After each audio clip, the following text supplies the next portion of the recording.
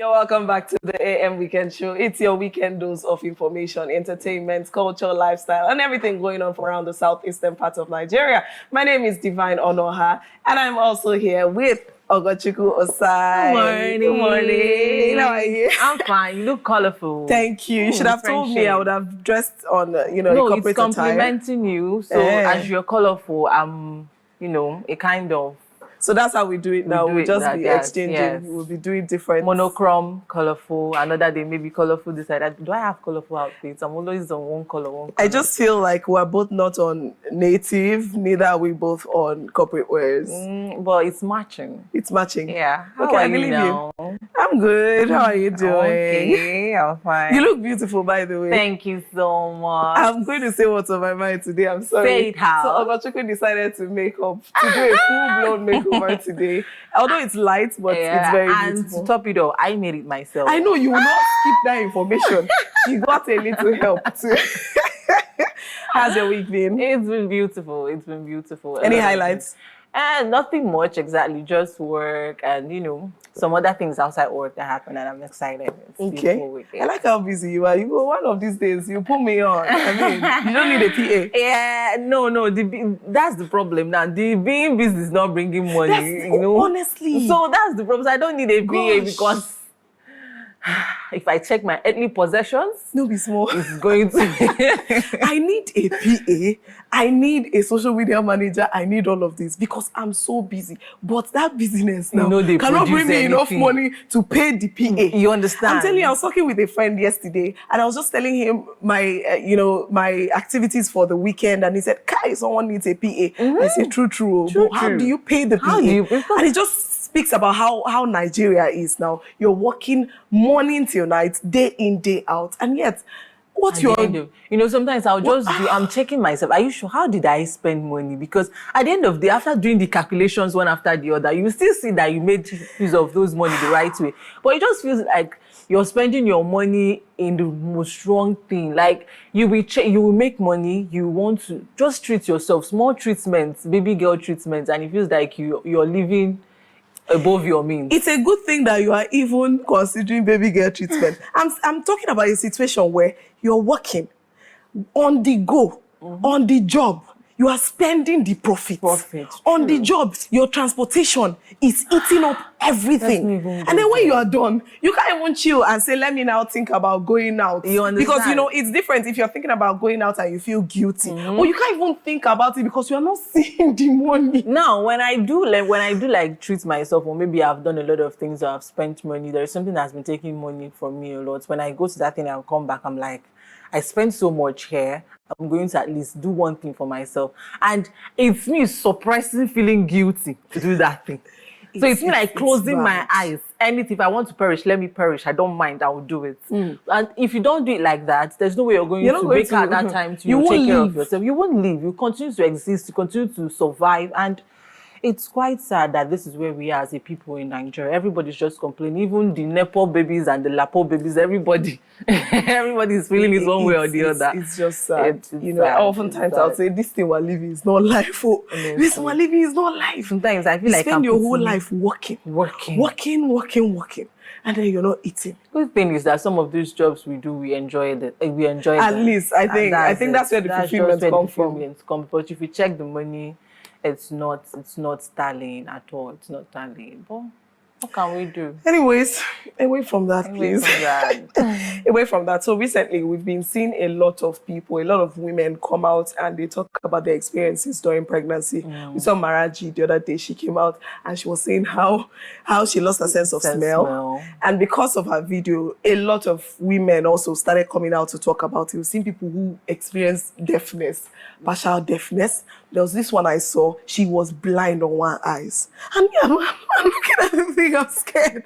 Because is this what we're supposed to be preparing for now? So she was narrating her experience. She said the infection came when she was pregnant. And although partially it was because of negligence from the hospital, like they were not quick to take action, and then it led to blindness on one eye, and she still lost the baby.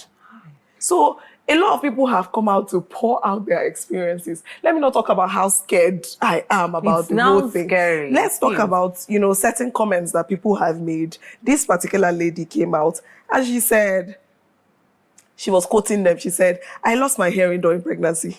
I entered psychosis during pregnancy. My ribs snapped during pregnancy. Come, I beg. What is the actual issue?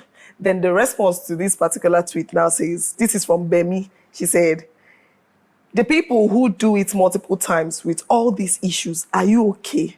I understand the ones who have no issues, but those of you who almost died the last time, why go again?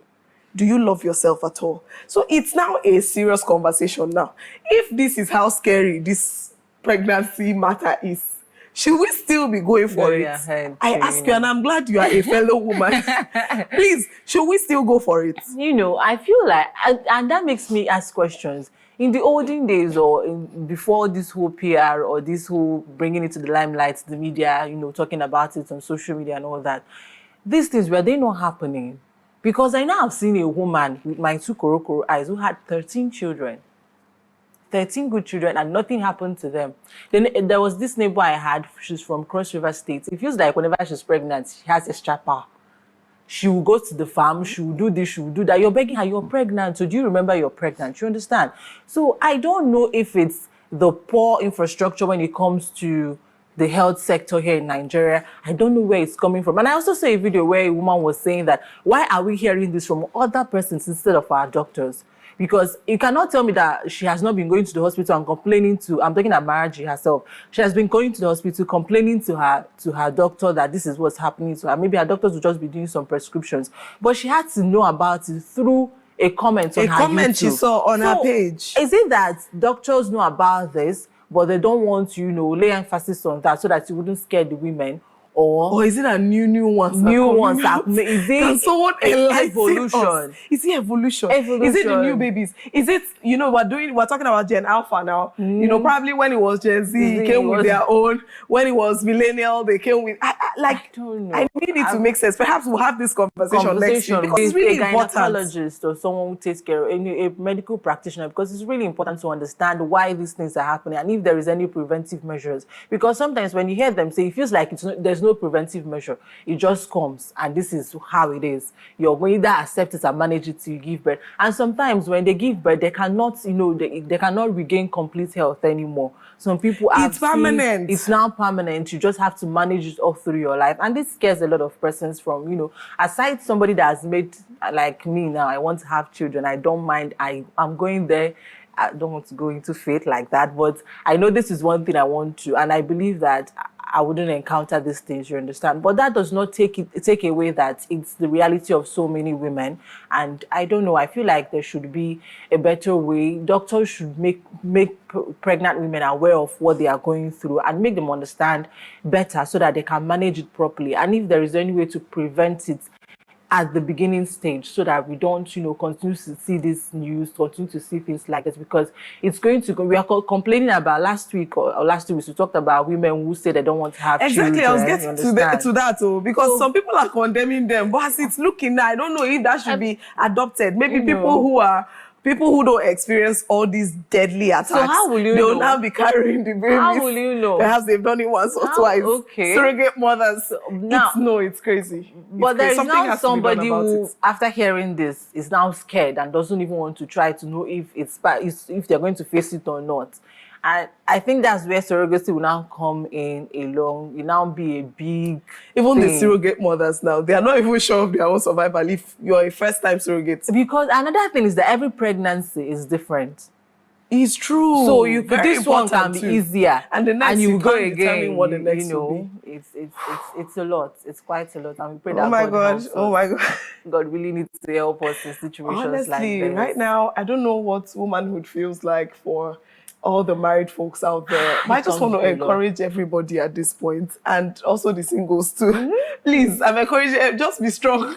But most importantly, to the doctors, because I like what you said. I don't know what's going on. I don't know who is responsible for the researches that need to be done to find out what is going on, why it looks like we don't know about these things and they keep coming up every single time. So those people who it is their responsibility to keep updating the list of symptoms, the list of whatever it is that pregnancy sickness, call it whatever, whoever is responsible, they need to start taking actions. Let's be knowing what we are going to face so that everybody would brace up. And when you start seeing signs of deafness, you know that this is what you should do instantly. And then let's not even go into wrong diagnosis. I'm tired of it. You go to the hospital, something is wrong with you, they'll tell you it's another thing.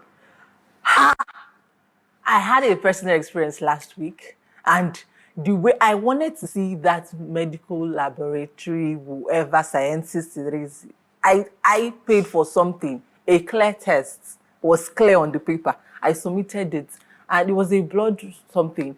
And I'm saying the result they gave me is blood group. Whoa. I was like, wait. I had to like take the test again. You know, it's just annoying that this is where we are as a people in Nigeria. You're not sure. And even when I was paying, when I was paying for this, I was like, are you sure this is going to be correct? Like, you know, having that in the back of your mind, going to the hospital, that there are chances where the result wouldn't be correct. It's sad. It's sad. It's sad. I went for eye tests on Saturday, and they did all the diagnosing. They, asked me all the questions, and they did all the tests. And then they wrote certain things down on the paper, both the recommended drugs and everything. And I went to the counter, and I told them, please, what is this? Because I couldn't see the handwriting of the doctor. I had asked him a couple of questions. He answered me some. I wanted to know what I'm taking. Let me know what is written on this paper. And then I'll be able to even check it with the drugs that is being delivered to me. And they were turning me up and down. They weren't willing to speak.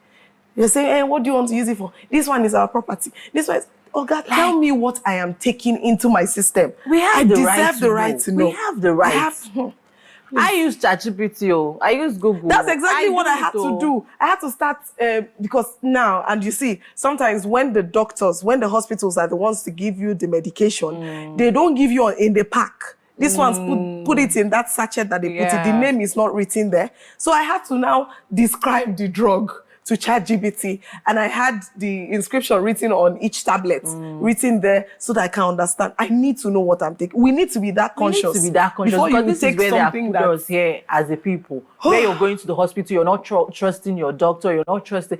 The first time I went for diagnosis, I was talking to the doctor. He was browsing through his phone. Oh no! Hell. Immediately I saw that, I said, this is wrong number. Which means I might as well do that for myself. I've already done all those things before coming to you.